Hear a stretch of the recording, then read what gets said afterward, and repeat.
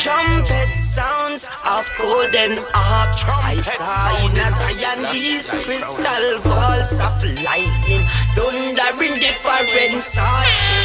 420 Haitians around these. Trumpet sounds of golden harps. I saw in a Zion these crystal balls of lightning, thundering different swords. 420 Haitians around these parts. Trumpet sounds of golden harps. I saw in a Zion these crystal balls of lightning, thundering different swords. 420 Haitians around these.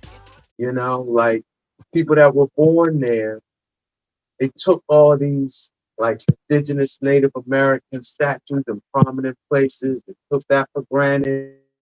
Things that look like pedophilic, you know? Like, what's up with that? They kind of took it all for granted. But it was like that thing just kind of captivated. There was this next brethren, y'all may have heard of him, Noble Ampu. He's not from Philly either, he's from Ohio. We both kind of ended up in Philly around the same time, and we just kind of chopped it up. And that evolved into these two books, The Great Mystery Philadelphia and Free Your Mound and Your Mind Will Follow. And like The Great Mystery, the biggest thing with Philadelphia is like a knot of time. The past, the present, the future, it's all tightly intertwined there, you know? Like, I don't know if y'all familiar with the Philadelphia experiment. That thing is real. If y'all seen that movie Sixth Sense, the I See Dead People, that thing is real. And even more time, you'll see or experience or connect with ancients. Ones, because Philadelphia is like a haunt. A lot of souls, they leave their physical, but they stuck in Philly till they get their works done. So they get their, whatever they got to work through that they didn't get done while they was living, you know? And so that's a lot of historical figures, a lot of ones responsible for the founding of this nation, for the downfall of the indigenous nations, you know? The Great Mystery Philadelphia was revealed to me by two ancestors. Queen Goddess Winona, who was the wife of Chief Tammany, so-called signer of Penn Treaty, and Johann Kelp, the first Rosicrucian to come to these shores, who lived in a cave about 7 blocks from my house, you know, who, although he had innocence of intention, was kind of used as a pawn by them colonial forces as a part of taking over the continent, you know? So these ones couldn't move on until they had their story told, you know? But just studying Philadelphia, it also awakened me to the broader science of what they will call geomancy, or necrogeomancy, which is basically studying the earth, science in the earth, knowing the earth, right? And it's pretty obvious the indigenous nations of the Americas knew this land intimately. And it's not just the land, but like the energy centers of the land. Okay? What we would call the ley line grid of the planet. These magnetic meridians, like how we have meridians, that if you put a acupuncture point, put an acupuncture needle there, it's going to release some energy. The Earth got meridians too, and they are protecting them ley lines. And what we would do is build our mound. We would build mounds on top of it. Okay, and mounds is a technology, it's a spiritual technology designed to plug us in to what generally what we could say is like the three realms of spirit. Nature, like earth energy, earth nature, right? And they would do that by aligning the mound with the earth grid. The magnetic line, the magnetic poles of the earth. So if you stood aligned with the cardinal corners of the mound, you'd be facing due north and south, and they would be on one of these magnetic ley lines. And if you studied the relation from one mound complex to the other, that actually is how you detect the ley line, right? Mounds plugged us into the ancestral realm. Why? Because they were sepulchre. We built and buried our ancestors in the mound, right? Third realm of spirit is the heavens. And they would plug the mounds into the heavens by aligning them with a celestial constellation or a certain celestial phenomena. Like if you stood at the mound and looked at a certain direction at a certain day, you could calculate when the equinox or the solstice was occurring by some shadow being cast or some other phenomena happening, right? So when the colonists came, they didn't have the attunement to find the ley line, to find the magnetic grids and vortexes of a region. But they knew if they found the mounds that they identified that. So most founding fathers were surveyors, and you could call them mound gritters, because that was what they were coming to do. They were coming to find the mounds, draw the lines, survey the lines between them, and then they knew that was the Earth's energy grid. If you want to study the founding father who was in that the most, Thomas Jefferson. Thomas Jefferson was like a mound fanatic. In Virginia, up on his plantation, he did a stratigraphic dissection of a mound. He cut it layer by layer so he could really study what was up with these mounds. His plantation was named Monticello, which means little mound, right? And his mound was aligned with the Washington Monument, which he wanted to make the new prime meridian for the world, right?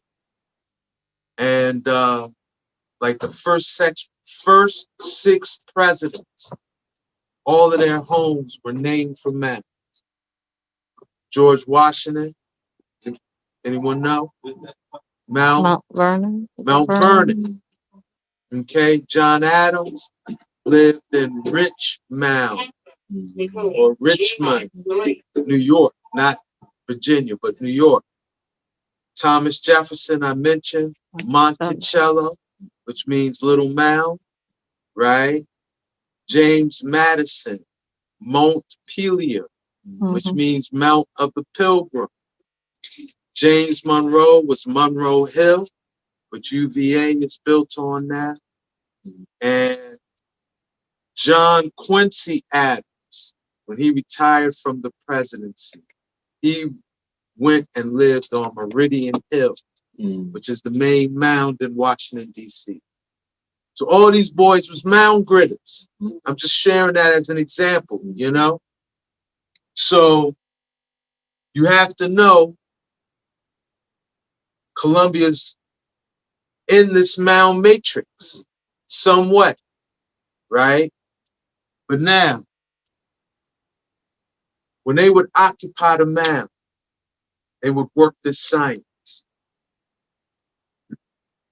Best term for it, we would call necrogeomancy,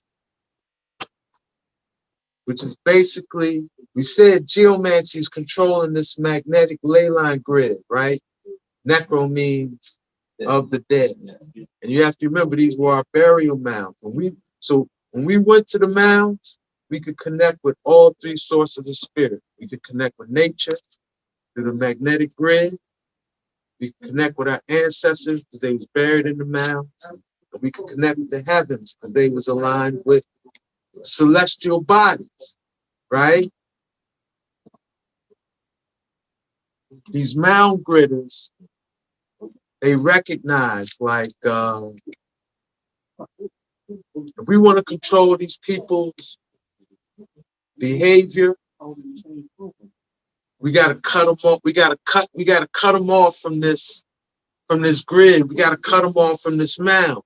If they plugged in, we can't control them, right? So that's what necrogeomancy comes in.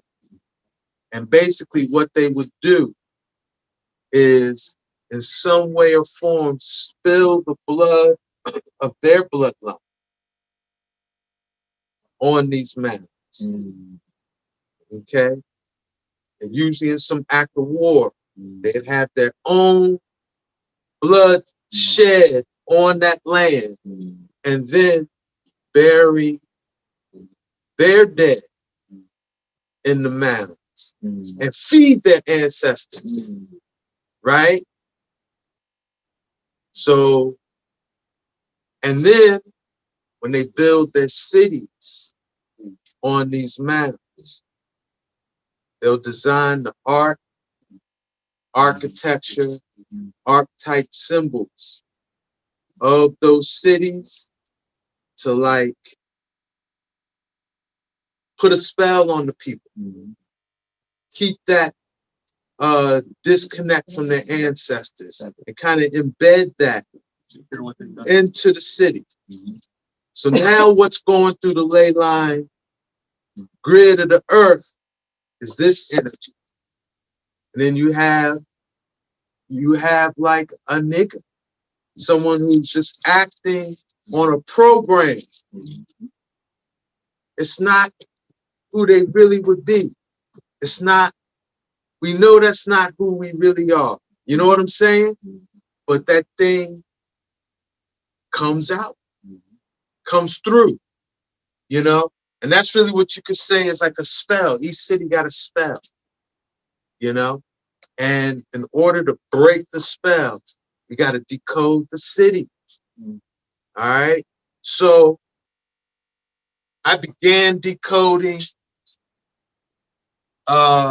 Philly because really, usually it's a rabbit hole. I shouldn't have said Colombia decoded. I should have said Colombia decoding. Like it's an and really, hopefully, I'm just inspiring y'all. I'm just planting the seed. I'm hoping y'all continue because, right, Great Mystery is, I think it's over 400 pages, but I'm just tapping the surface of Philadelphia. Philadelphia got 5,000 pieces of public art, registered public art. There's no other city that has more public art than Philadelphia other than Paris, France. Right? And I know the little bit we touched today, like we just sparking the flame and inspiring a continuance of the decode, you know? But I'm gonna drop a little bit of, you know, what it is, all right? Starting with the name. Because a lot of people say Colombia, it's about Christopher Columbus, you know. It is the poetic name of the United States, right? You should know that Colombia is the poetic name of the United States.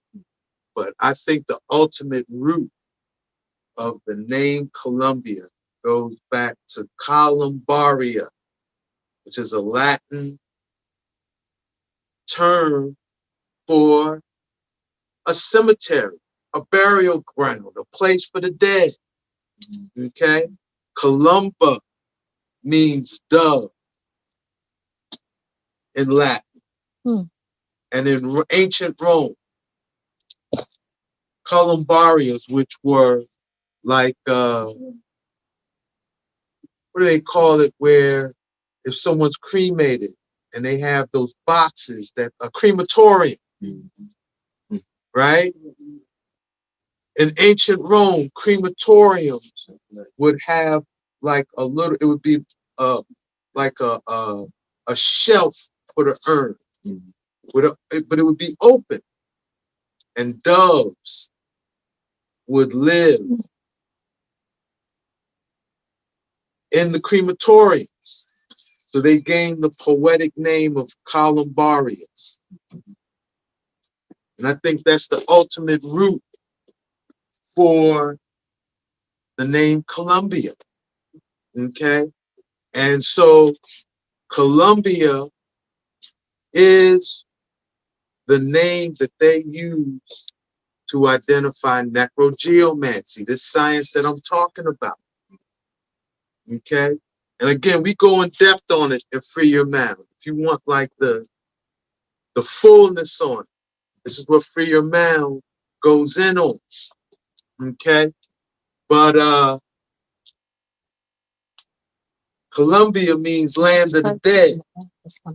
And so that's not surprising then, right? Like today, we go by Hugar Street. You see it's lined with cypress trees, right? And Hugar's at the base of the mound. Hugar is basically the last main thoroughfare before you get to the river. All right. So it runs parallel with Assembly, which are the major, what's that, north-south? Yeah, that's major north-south, whereas Gervais is your major east-west. All right. So, yeah. So on your major north-south axis, lined with cypress. And when you look at the symbolism of cypress, it's all about mourning the dead. You know, the trees for cemeteries. You know, so. And cypress don't typically just grow anywhere. They're like swamp trees. So they wasn't just there; they was placed there. Right. In classical tradition, the cypress was associated with death in the underworld because it failed to regenerate when cut too severely. The geology. All right, so we in the sand hills, right? And what I've observed is that there is a major ley line that runs the northeast, right? More or less 95 up in the northeast. 95 kind of defines it. All them cities on 95 are on this major, I think they call it the Arcadian ley line. So from Boston, Hartford, New York, Trenton, Philly, Wilmington, Baltimore, DC, Richmond, all of them are on this ley line. Richmond seems to be a convergence point or kind of like 85. And that ley line continues to like Durham, Charlotte, Atlanta, Mobile, all the way down to Tijuana, the pyramids in Tijuana, Mexico, right? It doesn't seem like Colombia's on that ley line. But then that raises the question, what ley line? Like, that's something someone needs to science. My feeling is it's coming out of that Bermuda Triangle region. That's like Philadelphia is a place where 6 ley lines converge. All right. And so that's like one of the major energy centers in the north. You say what? Big major one here is Asheville. Okay, so there's a major ley line running through Asheville. And it's just it's an old under the downtown. It's an old underground mall or arcade. Mm. Yeah. That needs to be science. Yeah. But the fact that there's a mound here, and the fact that this is a place where three rivers meet. And Monticello Road. Yeah, we do have Monticello. A mound over there. It's like they got I think the phone company's got a tower on top of it or something like that. Yeah, so that's a jewel waiting to be mined, you know? Like, what is the ley line grid of this region? Ross pointed out, tell him about these reason on these compasses. So y'all know Main Street, right? And I noticed these compasses in the street for years, right in the intersection. There was one right at the corner where the courthouse is at. Past few weeks they done had that blocked off. Right. Now it's gone. And it wasn't like there was potholes and stuff, and it was like a big mosaic in the middle of the street, right at the courthouse. It's gone. They just removed it. And there's another one, I can't remember what block the other one is on, but I think they're about to remove that one too. Yeah. Yeah. These are what things they use to define your ley line. If you got two or more ley lines intersecting, you might find something like this on it. You know? So block that sound. Where's the other one? What was that? So whatever that street where the courthouse is at, Main Street, and what's the one right where the courthouse is at? That's an underground mall. Really? That's Main. There was another one 2 blocks closer to the State House. Okay. Yeah, the 2 blocks.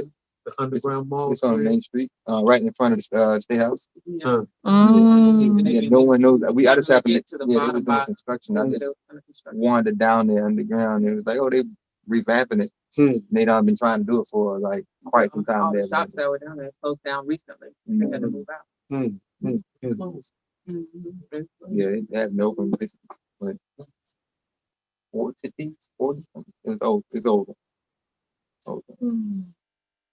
So they say you have to do it at the Sphinx Paul. The minds that'll decode this thing will continue decoding it. They're going to be here. But true. It's just what they do up in this spot. That's right. Yeah. Brain picking. So, just like our Earth Day and time is significant, same with a city, right? So, Colombia's birth date, March 22nd, 1786, right? If you look at the chart, the high noon chart for that day, couple of significant things. One, Colombia has the millionaire mark. Astrologically, Jupiter in opposition to Neptune.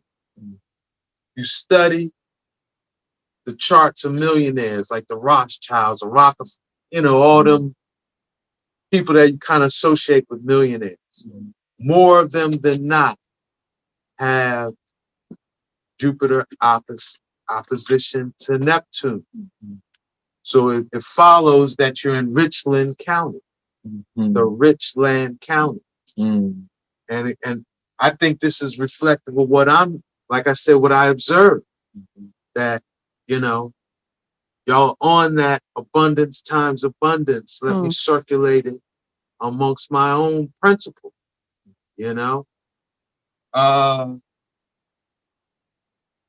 Colombia also has Pluto conjunct Saturn in the 8th house, right? And I think this is part of the spell that they want to put on our people. Because I would say, deep resources extracted from the social order. Like the social order, the way things are. They go and get theirs. Just, And I think that's what's really encoded in this African-American monument on the state capitol. Perpetuated program. So right, you see here they got the number one, they broadcasting this. Anytime you see an obelisk, that's just like a stone antenna. So this is what they broadcasting out from the, I'm sure this is the highest point in Colombia, right? So they got an obelisk on the mound, highest point in Colombia, broadcasting out what? First, we see that this is an embodiment of a ship, human cargo, human resource, right? Kind of feeding right into the obelisk. Here's the like bondage, chattel side, right? All used as a resource. Here is, I wanted to study this some more. I feel this is tied into the global mound matrix, like what Colombia is contributing to the global mound matrix, but they got it in art looking like Charleston's place in the transatlantic enslavement or the Ma'afa, you know? So, but all four, and why I say that, because all four of these rocks are from a different part of Africa, right? This was from Ghana. This was from the Congo. This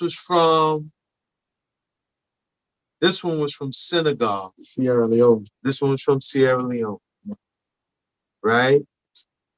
So, and I noticed that Colombia's a twin city to Accra, Ghana. It's Accra, Ghana is one of the sister cities to Colombia. So, another jewel waiting to be mined. There's more here to be deciphered. We had the president of Ghana lived there for a little while. About 10 years ago. Because he worked at he was at Allen University for quite some time. And then he went to head back home. So this was supposed to be like, I guess, the emancipated, non-chattel side. But if you study it, really every role being embodied is like in service to nation. There's no self-determined movement. It's all like how you serve in this order, you know? Right, like you holding the flag, you know? But now, where's that one? Do I have a close-up of it? Yeah, Ross is pointing this out. And we will talk a little more about this, but I want to build on it. That South Carolina seems to be integral. It had an integral role in the hijack, in the flip-flop, in the change of power. 52 fake out. The 52 fake out, or what we would say is the 96 fake out. Because that's really what it was the 96 fake out. Right? So here, this looks like this, like if you were to look at it, your first assumption would be this was Great Migration North. Right? But when you study this brother, this is like a Cherokee man. This is like a Cherokee family. And this may embody more the Trail of Tears, where many of us were given the option, you want to keep your identity, your indigenous identity. You got to walk that Western walk, right? But if you stay here, what you going to become? What you going to become if you stay here? What? A nigga. A Negro. a Negro, a person of color. But, you know, that would be your legal status, right? They did the same thing in Philly with what they called a walking purchase, right? Because the Lenape of William Penn's time, they saw themselves as like a refugee society, right? Many of the Algonquin on the eastern seaboard saw themselves as refugee society. So if you came across the Atlantic escaping religious persecution, or just persecution, escaping from Rome, right? If the Queen Mothers felt your spirit, you could have as much land as you could walk in a day. That was the tradition, right? So when William Penn passed, his sons,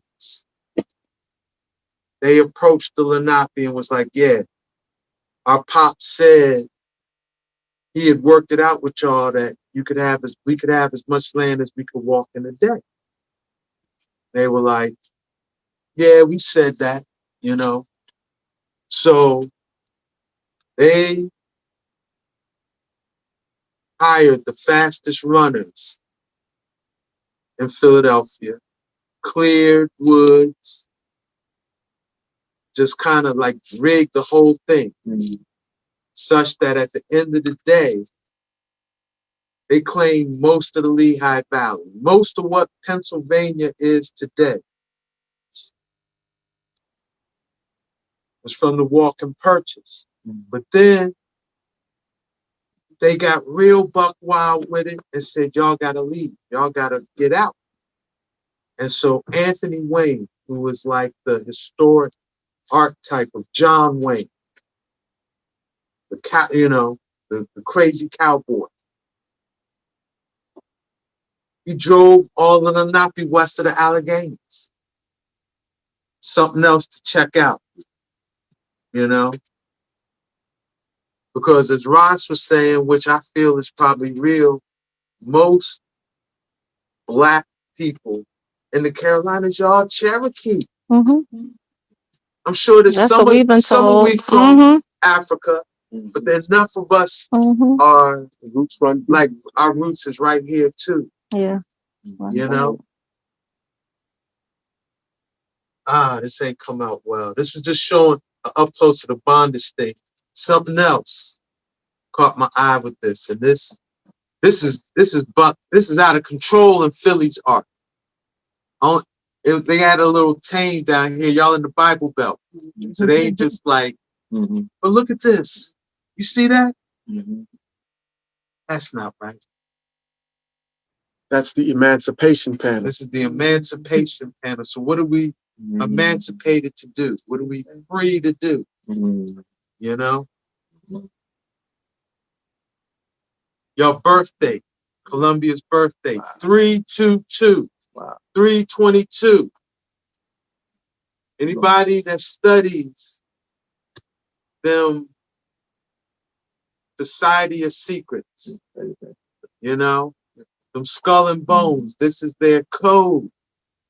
This is their code, how they identify themselves and put their fingerprint. They want to put their fingerprint on something and say, yeah, we down with this. This is us.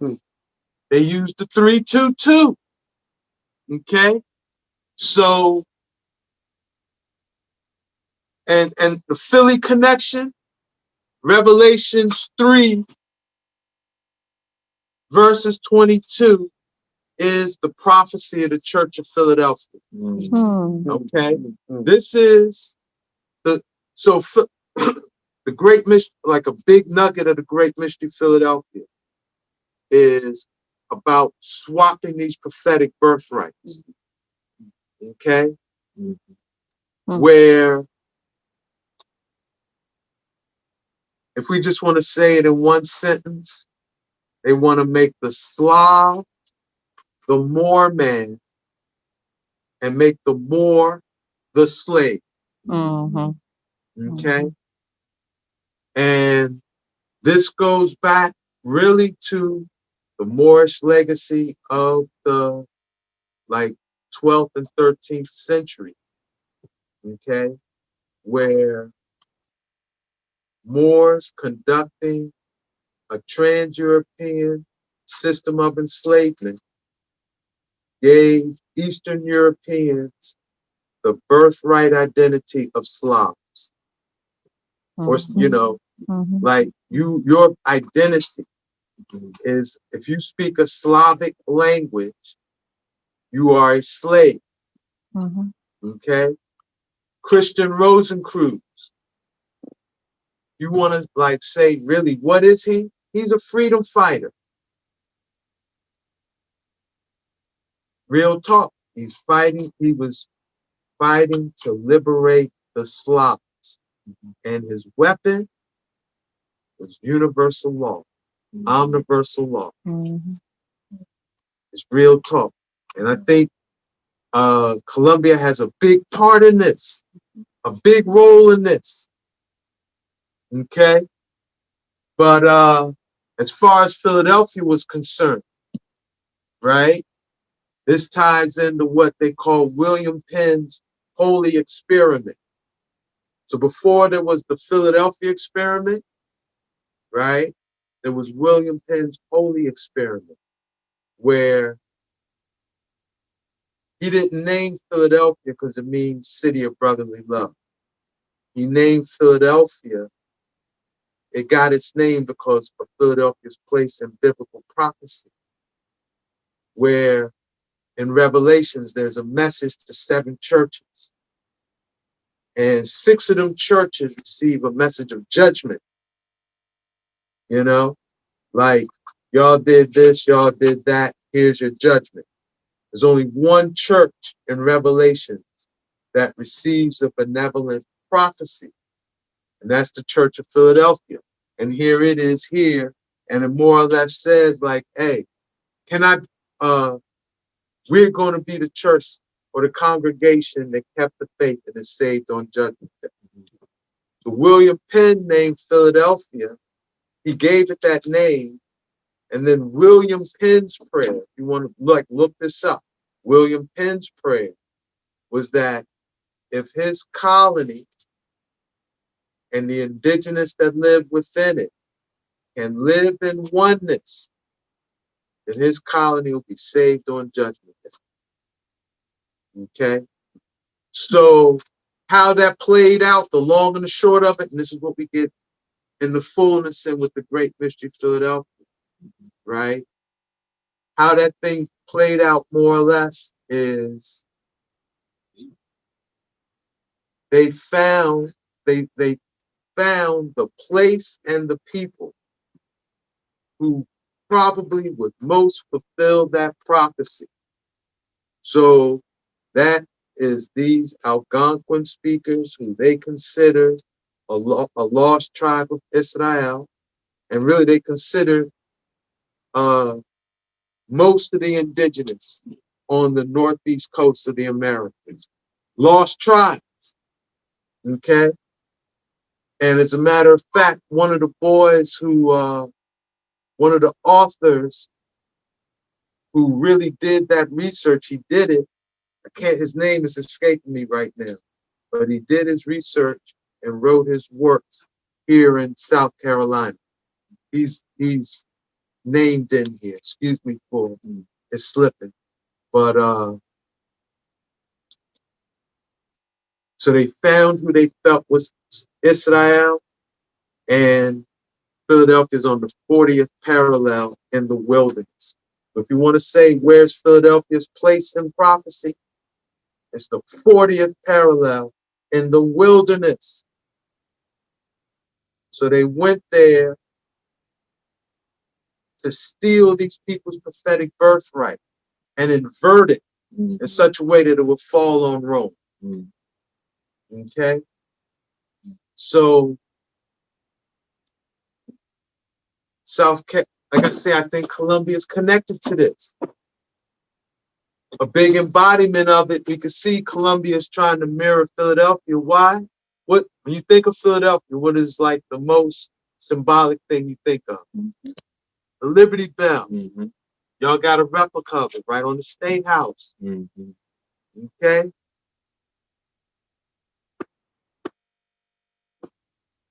So, connected with the Free Your Mound reason we started with, we're pretty confident the state building sits on a plateau of an indigenous mound that's probably called Arsenal Hill.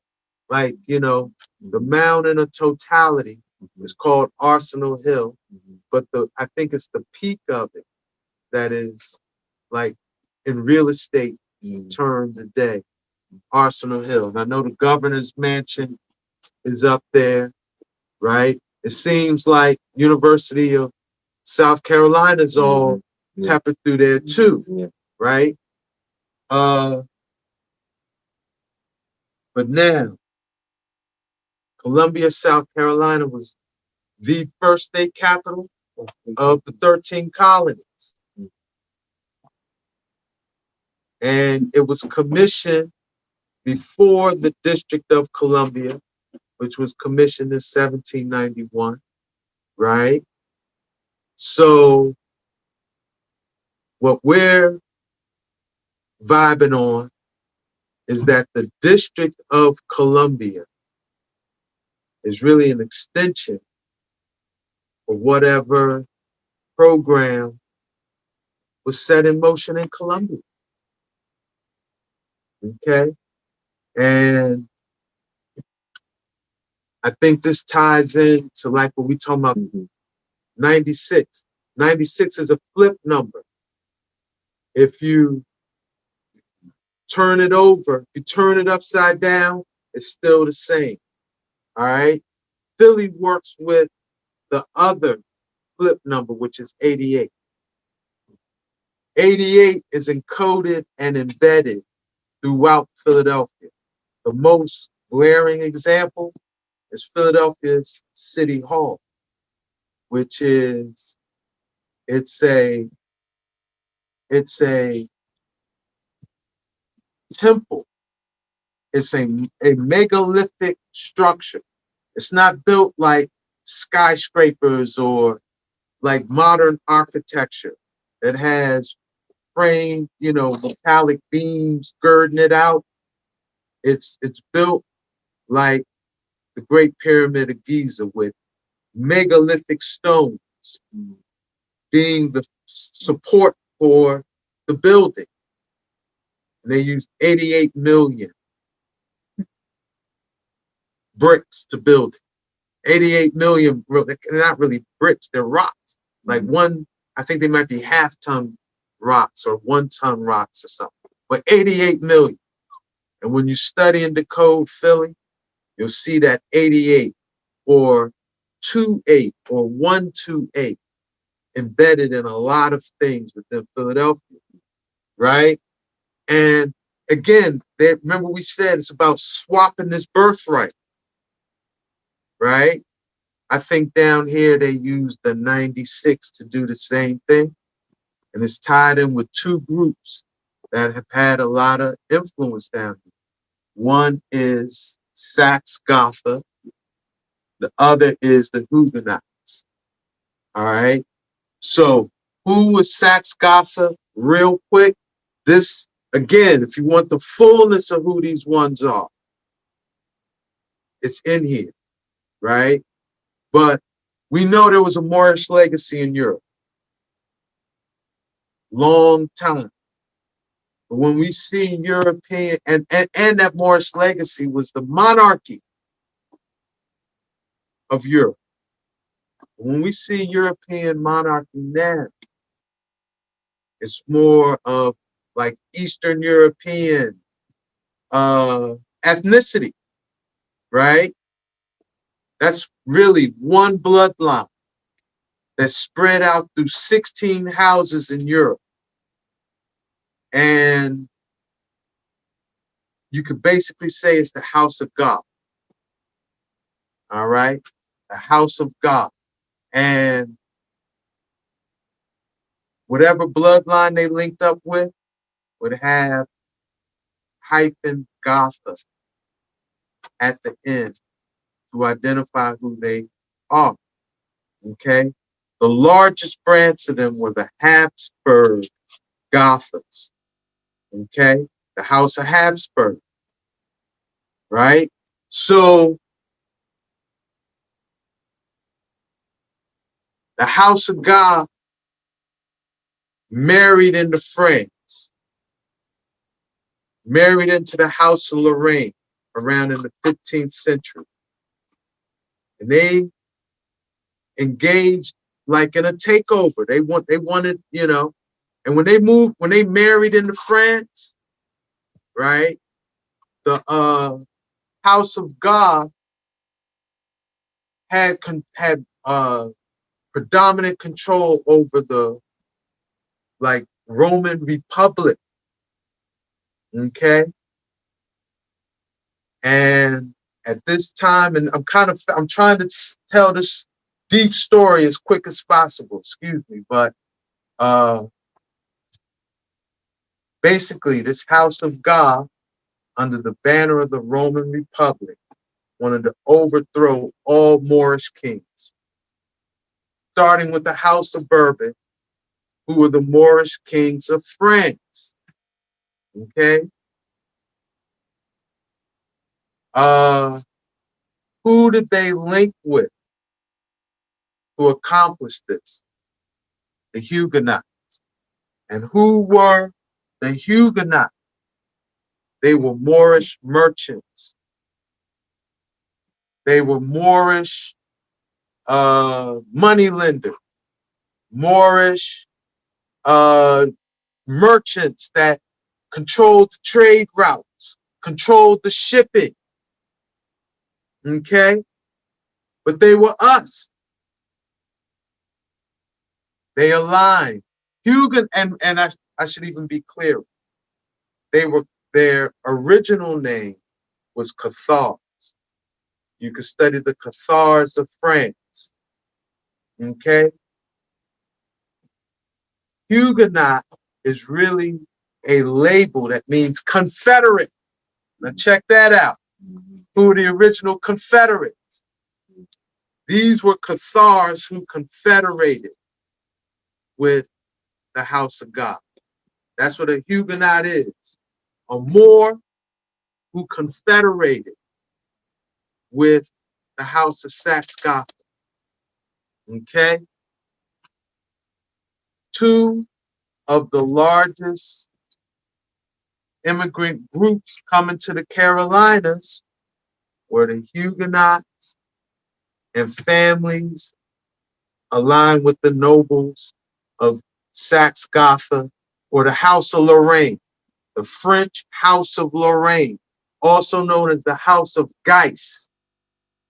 Okay?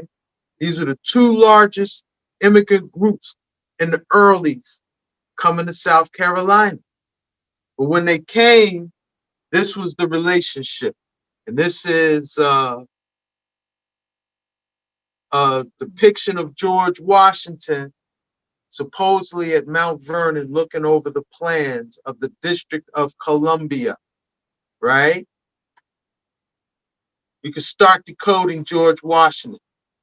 You see he's sitting next to a young boy who's supposed to be Martha Washington's child. Like Martha, who he married, Martha Washington, she had children coming into the marriage. It's supposed to be one of her children. But when you study, you notice he's leaning on the child. That's symbolic, right? What this is showing, this child is representing the newly born French Republic. The newly, you know, they overthrew the House of Bourbon during the French Revolution, chopped off the heads of the Bourbon kings, formed that new republic. And it was these same boys that were assisting the so-called American Revolution from the British, right? Ben Franklin was the ambassador between this nation and France negotiating all of that, Mm-hmm. right? So this boy with George Washington is leaning on him represents the support the new nation needed to be liberated from the British. And you see he forms an axis with a grown Moor Mm-hmm. who's, Mhm. yeah, my Uh-huh. bad. No, I'm talking about how dark they are. Like, Mm-hmm. but Yeah. yes, there, and y'all could dial up this, if you want to dial up this picture, type in George Washington and slavery. Because they'll play it like he's one of their like he's a servant. Serving. But he's standing up. Oh, beyond standing up, if you study him, his hand is in his vest. Yeah. Which means he at least has the second degree Yeah. of Masonic initiation. Mm-hmm. Yeah. Okay? This is the second degree sign. Okay? Mm-hmm. And they form an axis of power that runs through this District of Columbia. This is the Huguenot. This is the newly formed Republic, French Republic, sponsored by the House of Lorraine, the House of Guides. Okay? And so, oh, here's what I was looking for. Yeah, so this 96, it's a number that when it's flipped, it's the same number, but the flip is still a curve, right? So like I said, they use this in Philly.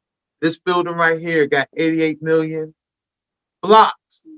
And this is where William Penn's prayer is like engraved on this building.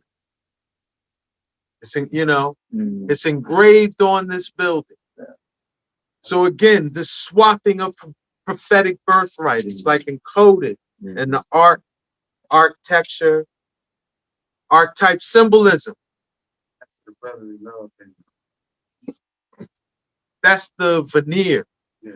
Because truth be told, the actual person Philadelphia is named from is Ptolemy Philadelphus, who was the son of Ptolemy the First, who was the general for Alexander the Great. And he got his name because Philadelphia means lover of the same womb. So that's where you get this idea of brotherly love and sisterly love, sisterly affection.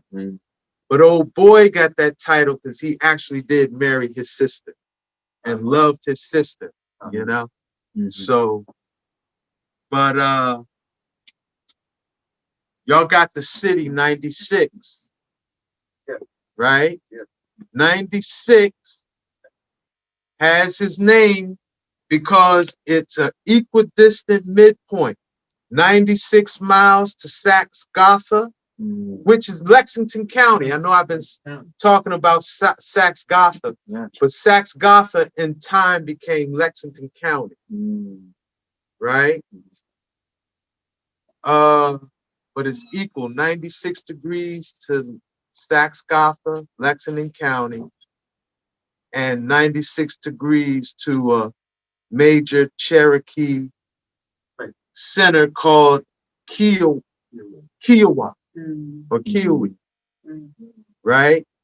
So my feeling is this is where this swap, whatever swap of birthright claim to this rich land, right? Y'all got to study this Huguenot, because the thing is, the Huguenots was us. And the Huguenots, some of them like Charleston, how there were laws, there's laws in Charleston that distinguished Moors from Negroes and gave them, powers. And these Moors were some of the same merchants bringing in enslaved. Okay? And this really does tie into another message we've had this tribe, which just it is time we take responsibility for our place in space-time, not because of the laws of man, but because of universal law. And we got to look to see things we are responsible and accountable for. Because like Christian Rosencruz, what was his weapon? Universal law. So they might have created scenarios where we set up a system, works against ourselves, and then they flip on us. They do the 96. You know, I don't know the fullest. I can't articulate the fullness of South Carolina, but I can articulate enough that I could see they were flipping. They did the flip down here, and a lot of the accountability on our part is encoded and embedded here, and I think it's tied in with that 96. You know, so that's a little bit I got to share. I felt like I shouldn't make it too long because I know we wanted some reason, and Ross told me there'd be some ones here that had their own being here. Y'all have your own vision and insight that some of this information might inspire, you know, a build. So, you know, but again, the keys to encoding, like if you don't want to get too deep, this right here. This will give you the keys to decode without going too far down the rabbit hole. You see, it ain't too big. This was really designed to be a field guide for the Great Mystery Philadelphia. I'll be honest, the Great Mystery Philadelphia is a rabbit hole. You're gonna go deep into what got us here in this space and time, and this condition. You know, but if you just want the keys to keep this bill, can't go wrong with Free Your Mound, you know? Yes, sir. I just got to reiterate too, because this is a near dear brother of mine. You know, a few years my senior, but our families have been very much in sync for the past 20 years, and our work, really without much effort, has been very in sync. You know, we're earth keepers. You know, but it just so happened that when Ross was trying to finish this book, we happened to have things going on in our family. 2018 was a rapture. You know, so many folks were making their move to the other side. And it just so happened that we had to be up top to, you know, go pay our respects to a family member on the other end of the state. That come to find out my father-in-law was pretty much on his deathbed. So we had to shoot across the state so mama can go squeeze her father up, you know? And it was there, unbeknownst to us, what's going on with Ross? Get the call like, yo, what's up with Ross? He ain't show up for a speaking engagement. Shoot to the house. You don't answer the phone, shoot to the house. Knock on the door. House was just real subtle, mellow. Go up in there and see this man like I've never seen him before. You know, it troubled me deeply. But long and the short of it is, this man walked through the valley of the shadow of death to bring this work for us. It was all kind of forces trying to disrupt this transfer of information. And I would have to say of all of his books, as far as I know, it took him the longest to put this together. So once it came forward, I had to dive in. And like you say, it's just transformed the way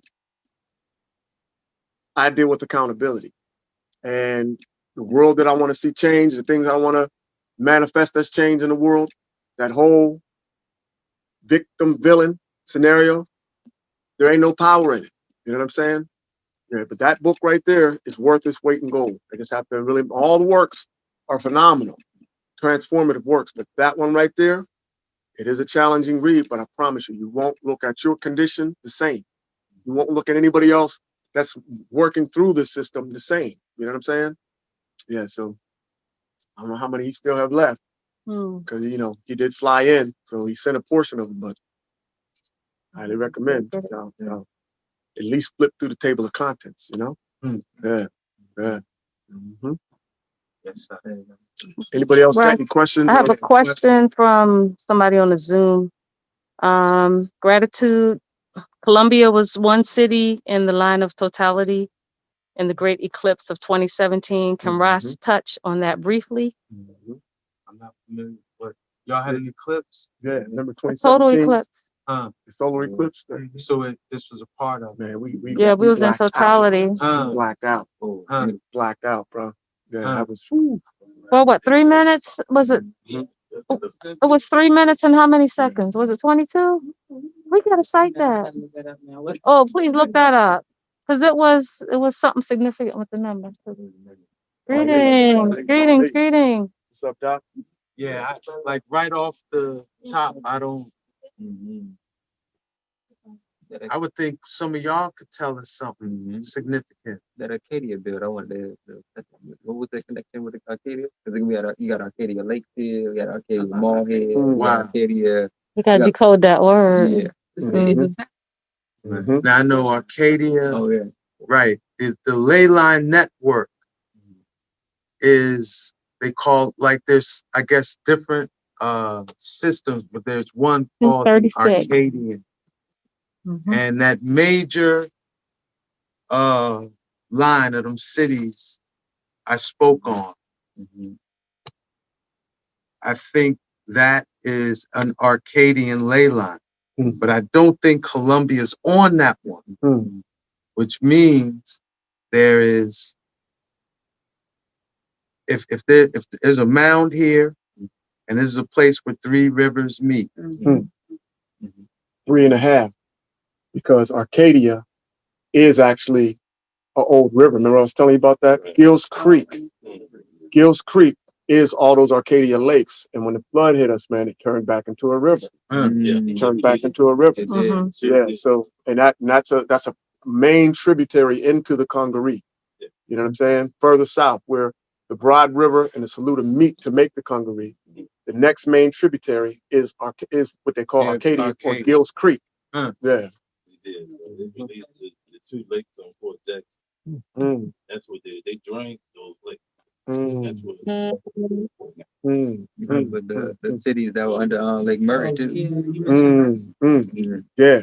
That's another thing I wanted to pick your brain on. What did they bury under Lake Murray? What was out there? The Dutch Fort. What was that?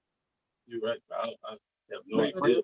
Yeah, Lake Murray. Lake Murray? Yeah. It's a black community. Yeah, that's what I'm saying. Wow. What was the name of that community out there? It was a stronghold. No, it's a community. Yeah. Yeah, it's I mean, native communities. Something to do with the Dutch Fort, you know? Yeah. Something to do with the Dutch Fort. But just to see your question, I think I was really putting that out there. Y'all need to cipher what ley lines are coming through Colombia. But my general feeling is y'all are tapping. Y'all are tapping the ley lines coming out of them Bermuda Triangles. Oh yeah, that's South Florida, Bahama, Bermuda region. Yeah, and 26 does connect that high energy center up there in Asheville straight to Charleston. You know what I'm saying? It runs straight through Colombia.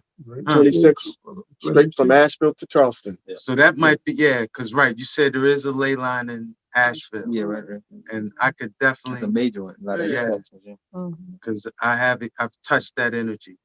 So, see if one of them is coming through Colombia. There's a brother came through here some years back from Philadelphia, and he said he was walking the shop floor.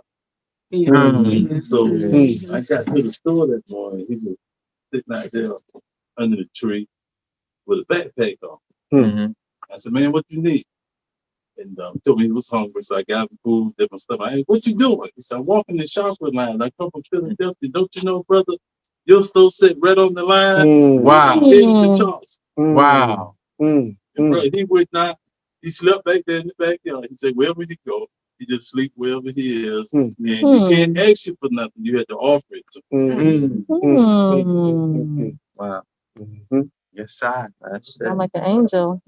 Then one more thing to consider is, again, 77 runs from north to south. and it goes all the way up to the Great Lake area. It runs right through Pittsburgh. See, it changes though. Once you get to West Virginia, it goes to Charleston, West Virginia. It kind of veers west, right? But there's a bisectory highway that's about 45 minutes where it'll connect you from 77 to 79. And 79 is what actually carries you all the way up to the Great Lakes. But 77 ends right there where 26. 26. You know what I'm saying? It's connected from Asheville and Charleston. You know, so yeah, there's definitely some major currents, you know, national currents flowing through and meeting here in this, this Colombia, this thing we call Colombia. So much energy in South Carolina as a whole. Like, so many people have been through here, so many people have come here. There's even the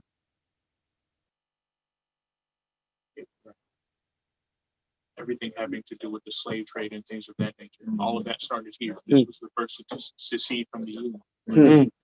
So many different, there's so much energy here. Even people who come here for some reason find themselves stuck here. Like, I don't know what it is, but even people who come from all across the world, all across the state, they end up staying here. Yeah. We met someone last night. That was their story. He said he said he left his house and his car in DC and told his sister to sell him. Like, he was here, he wasn't leaving. He wasn't coming back to get nothing. That's bugged out. You know, somebody from Wyoming left everything, stayed everything to move right in South Carolina. Yep. Yeah. It's fun. 2 years ago, the oldest person that we can trace back in our family is called Mango Macella. And it's doing research on it. It's an Algonquin name. Yeah, so it's that Algonquin tribe that moved up north from here. Up there. The Mongo? Mango, yeah. It's M-I-G-O, but it's variations of spelling it. Right. Algonquin name. So like those that might be the Mingo of Pennsylvania. You know, and the Aramingo. Yeah, there's a street in Philly, the Aramingo.